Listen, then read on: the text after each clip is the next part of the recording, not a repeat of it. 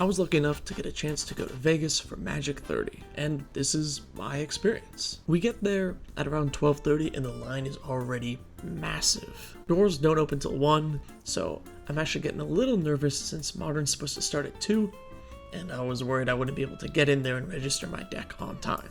Once the doors opened though, the line started moving pretty quickly. The checks were easy and efficiently done. Good job, Wizards. You at least made that part easy. We get in and the hall is packed. There's tons of booths and interesting things going on. Little mini sets with cosplayers at them and some tables where people could play Commander. Game Nights Live was going on, but I really just wanted to make a beeline to figure out where the heck Modern was so I didn't miss it. I went with a few friends who ended up checking out all the booths at the first day, and once I got to the far end, I just registered my deck and waited for Modern to begin. It ended up being like 50 minutes later than it was supposed to be. Apparently the companion app wasn't working, so they ended up doing everything by pen and paper and looking on an actual sheet of paper for your pairings. Honestly, it was kind of nostalgic, but a bit annoying ultimately. I did alright, went 5-1, so 29th place. Just barely not good enough to get some of those Italian Legends packs. Would have been sweet.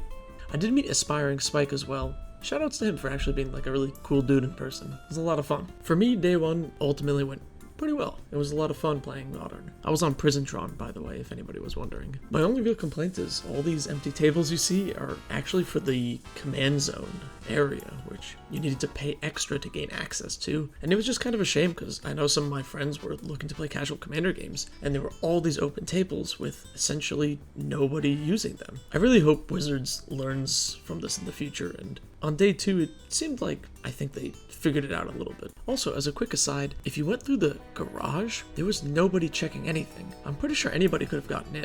I wonder if anybody snuck in like that. Actually, I kept my badge in my pocket the whole time, just to see if anybody would ever ask about it, and it only really happened once. Day 2, I went in to check out some of the booths and get my promos. The promos were, well... It's $40 right now, but it's gonna drop to like $1 soon. If it's in this condition, this ain't $40. No, just lend it back, man. Lend it back? Oh no. Oh no, it doesn't. It's not so bad. Yeah, the promos were kind of bent.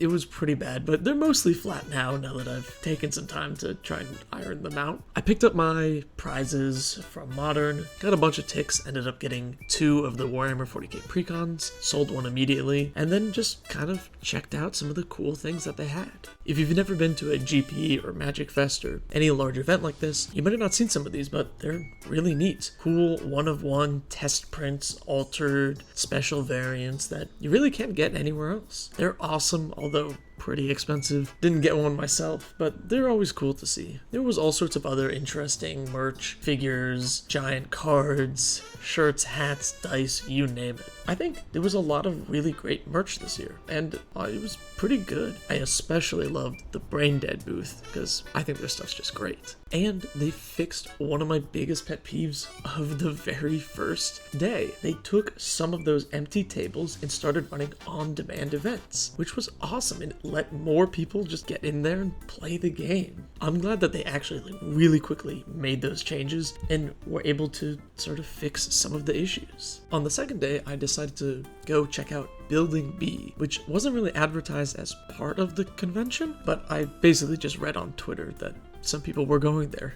And on the 16th floor, there was more space to actually play Commander. There was some free play area. It was actually where the event kind of properly started for me. I think that casual Commander is one of the main things to do at these types of events, and I really wish that they advertised this building a little bit more so that people knew about it on the first day. Day 3 was more of the same, just going to Building B, getting some casual Commander games in, and having a blast. That's sort of the point of this, right? It's the gathering for Magic. It was ultimately a lot of fun those last 2 days. I even got Mark Rosewater to sign that crappy Black Lotus I made for the one YouTube short. In a nutshell, that was the whole event. Ultimately, it was pretty good. I just wish there were more on-demand events and they didn't charge so much. GPs used to be free, and I think they kind of should have stayed that way.